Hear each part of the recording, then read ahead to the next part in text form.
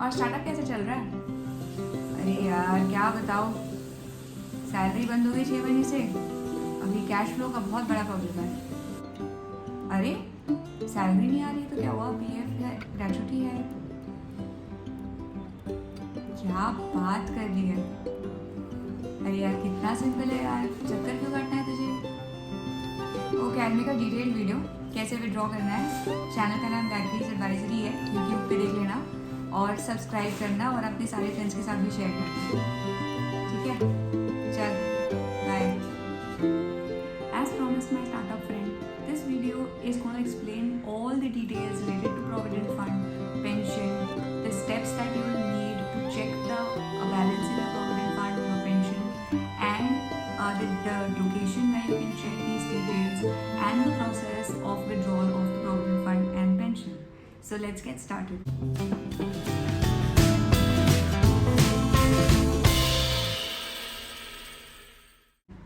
The name of the channel, like I told my friend, is Gayatri's Advisory, and if you do like my videos, please do click the subscribe button and share the videos with your families and friends so that the reach can get better. So guys, the Provident Fund is essentially a long-term retirement savings scheme that is run by the government of India. This is run in many developing countries including India, Singapore and a lot many Asian countries. The purpose of this fund essentially is to give you a means of livelihood in the years where you actively would not be working. The entire Provident Fund management is done by the Employee Provident Fund Organization or the EPFO. The Provident Fund essentially in India is calculated as 12% of any employee's basic plus dearness allowance, which is your DA.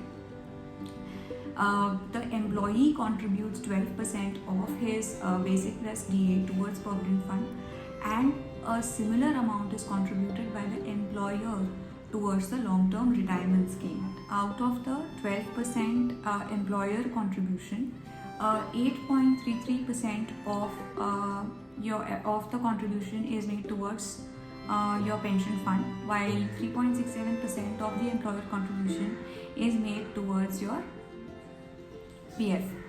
Please note that I have said that the employer also contributes 12%, but this entire 12% is not towards Provident Fund. It is towards your long-term retirement scheme. So here I am going to be speaking about another long-term retirement scheme called as pension. Pension essentially is again another means of livelihood for years when you would actively not be working. But there is a little difference between Provident Fund and pension. While Provident Fund is a lump sum amount that is offered when you, in certain circumstances, when you actively are not working, your pension is a monthly amount that is paid out to you again in a scenario where you actively are not working. Many people confuse actively not working to be equal to retirement. But actively not working could mean any of the following scenarios that I am going to be describing.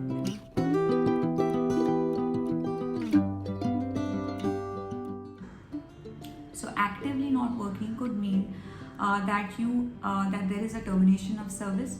Actively not working could mean that you have resigned from your service, an employee has resigned from his service. Actively not working could mean that the employee has retired.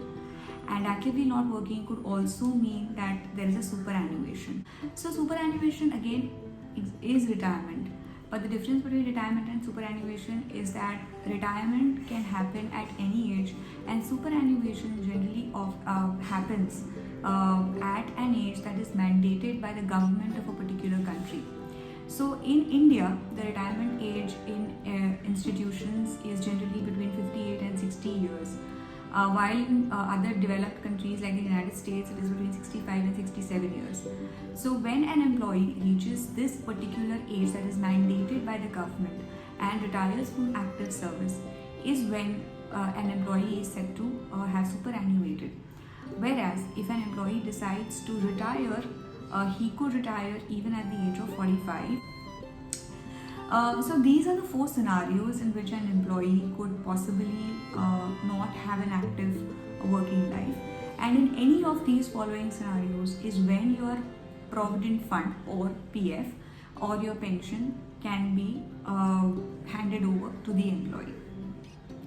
So a lot of people get confused that your provident fund and your pension will essentially be available to you only after a certain age, but that's not right. Whenever you're actively not working is when you can utilize your provident fund and your pension. For example, my friend who runs the startup, like we just saw, could utilize her pension and PF amount to bridge her working capital gaps, which could benefit her business greatly. So make sure that you utilize, make sure you track your provident fund, your pension amounts, you utilize it at the right time. So moving on, now let us see how we can check the balance of our provident fund. The entire process of checking your balance again is available in a government app called Umang. It is available on the App Store and the Play Store, so you can download it. Once you go to Umang, you need to look out for something called EPFO. And once you go on to EPFO, you need to have something called as your UAN. Your UAN is essentially a unified account number that is handed over to all members of the Provident Fund organization. It is your unique identifier, which means that you can be uniquely identified as a member of the EPFO by using your UAN. And no matter which organization you go to, this UAN will can just be used across the organization, and all your PF balances can be easily carried forward from one organization to another. So once you log on to the EPFO portion of the Umang app, you need to log in. You need to input your UAN.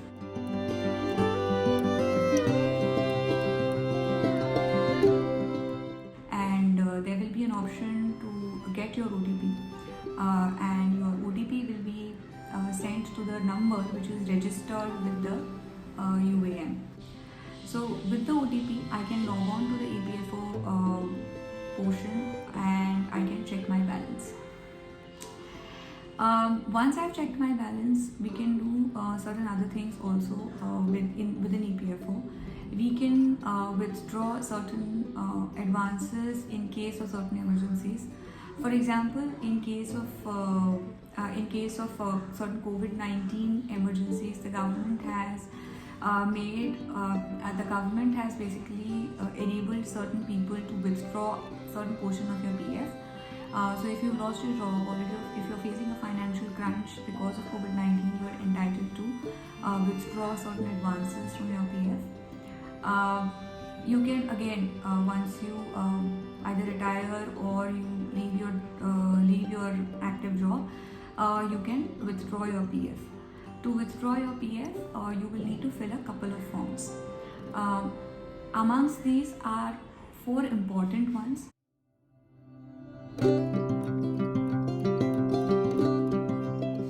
Form number 19, which is essentially used to withdraw your entire PF amount. Please note that you can withdraw your entire PF amount only when you've been out of active service for at least 2 months, and the contribution for your in the PF account has not been made for at least 2 months. So if your last working day is 31st of December, then and if your employer has not made any contribution for the months of January and February, then in the month of March you will be able to withdraw your PF amount. Also note that the EPFO pays interest on your PF balance for 6 months, even if there is no contribution from the employer or the employee. Hence, if there is no cash flow issue, or if there is no cash crunch at your end, it will be advisable to maintain your PF with the EPFO for 6 months, so that you can earn interest on the corpus that you've accumulated as part of your PF. So coming back to the forms that will be required to withdraw your PF, we will need form number 10C, form number 10, Form 19 and Form 15G. Now I'm going to be explaining the purposes of each of these forms. Form 10 is required to withdraw the pension amount of your PF. Like we had discussed, there are two parts of your long-term retirement savings. One is your provident fund and the other is your pension. Hence, there will be two forms that will be required to submit from your side to withdraw your savings. One is Form 10, which will be required to withdraw your pension, and Form 19, which will be required to withdraw your PF. Form number 10C is required to retain membership of your pensionable service. So, in case you want to resume your job after a particular number of years, then you can use Form 10C to make sure that you are an active member of the pension scheme, and you can resume your membership once you gain employment at some other establishment. Form number 15G is also very, very important. Form number 15G or Form 15H essentially is used to handle the income tax bit of your PF withdrawal. Form 15G essentially tells EPFO that you are currently below the taxable bracket, and hence the EPFO will apply the relevant slabs according to the Income Tax Act that is relevant then.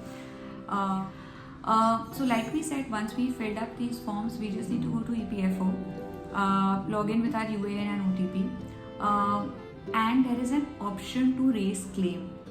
To withdraw your PF, you just need to go to raise claim, and you need to fill in your account number and your address. And on the last page, you will need to select form number 19, which will essentially specify that you want to withdraw your PF. And there will be two options to upload two attachments. One option will be to upload your cancelled check, which of course will have the same account number that you've inputted in the first page of your raise claim option. And once you've uploaded your cancelled check, then there is another option to upload your 15G form or 15H form. So once you've done this using Aadhaar OTP, you can raise a claim right there on the Umang app. Similarly, your registration for your pension scheme and your registration to withdraw your PF can also be done on the Umang app. The steps are exactly the same as the PF withdrawal. For registration of pension scheme, of course, we will not be required to upload your cancelled check, but the other steps remain the same. And the request to withdraw your pension will also come under the raise claim option on the Umang app. So this was a small tutorial that I made for my friend who is a startup founder and who wanted to understand how to withdraw her PF and her pension to make use of it in her life. So hope you liked the video. If you found it useful, please do share it with your family and your friends. And to get regular updates on health insurance and personal finance, do click the subscribe button. So have a great day, guys, and hope to see you soon. Please subscribe.